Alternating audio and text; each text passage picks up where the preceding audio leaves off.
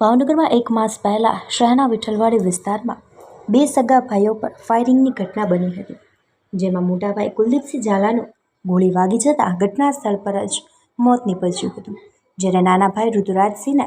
ગંભીર ઈજા પહોંચતા તેમને સારવાર અર્થે તાત્કાલિક શહેરની સરટી હોસ્પિટલ ખાતે ખસેડવામાં આવ્યા હતા, જ્યાં તેમનું લાંબી સારવાર બાદ ઋતુરાજસિંહ ઝાલાનું પણ મોત થતાં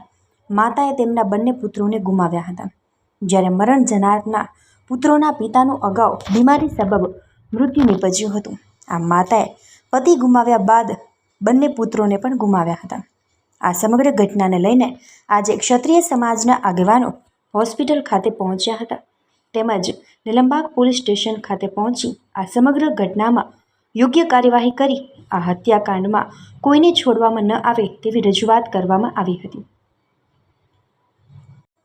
જોકે આ હત્યાની ઘટનામાં સામેલ રાજુ વેગડ, રાહુલ વેગડ તેમજ યશ આલાણી નામના 3 શખ્સોને પોલીસ દ્વારા અગાઉ ઝડપી લેવામાં આવ્યા છે। ધરમભાઈ, આજે આપ એ ડિવિઝન ખાતે આવ્યા છો, ક્ષત્રિય સમાજના આગેવાનો બધા આવ્યા છે, શું છે વિગત?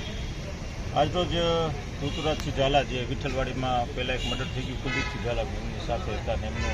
એમનું પણ દેહાંત થઈ ગયું, એટલે એ બાબતે એ કેસની તપાસ યોગ્ય થાય અને પ્રોપર થાય, ક્યાંય કોઈ બચી ન જાય, ક્યાંય કોઈ છૂટી ન જાય, એ માટેથી આજે અમે રજૂઆત કરવા આવ્યા હતા અને એ બાબતે સાહેબે અમને આશ્વાસન આપ્યું છે કે 100% યોગ્ય તપાસ અને રજૂઆત થશે। બીજું, સાક્ષીઓની સાથે સાક્ષીઓને ધાક ધમકી આપવાની કોઈ વ્યક્તિ ક્યાંય કોઈ કોશિશ કરતું હોય તો એની ઉપર પણ પ્રોપર પગલાં લેવાય, એ માટે થઈને સાહેબને રજૂઆત કરવા આવ્યા હતા। એટલે સાહેબે કીધું છે કે જે કાંઈ થતું છે અને જે પ્રોપર તપાસ થતી છે એ કરશે અને એ મુજબ કાર્યવાહી કરશે। અચ્છા ધરમભાઈ, કંઈક માંગ હતી કે આરોપીઓ છે તેમાં જે આરોપીની દીકરી છે તેનું નામ નથી લખવામાં આવ્યું, તેને પણ ગોળી વાગી હતી, શું રજૂઆત થઈ છે, શું વિગત છે? અમારી રજૂઆત એટલી જ હતી કે યોગ્ય તપાસ, એમની તપાસ મુજબ જે કાંઈ હોય એ તપાસ મુજબ થવું જોઈએ, કોઈ પણ તૂટી ન જવા જોઈએ। અને જે આ બેન છે એમણે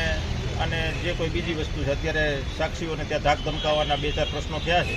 એટલે એ મુદ્દે અમે રજૂઆત કરવા આવ્યા હતા કે હજી કેસ ચાલુ છે, હજી પ્રોપર તપાસ ચાલુ છે, ત્યાં સુધીમાં જો સાક્ષીઓને ધમકાવવામાં આવતા હોય તો એ વાત વ્યાજબી નહીં, એ બાબતે અહીંયા સાહેબનું ધ્યાન દોરવા આવ્યા હતા અને એમને યોગ્ય રજૂઆત કરવા હતા। બાકી આગળની તપાસ અધિકારીઓ જે કરીને જે એમાં આગળ થાય।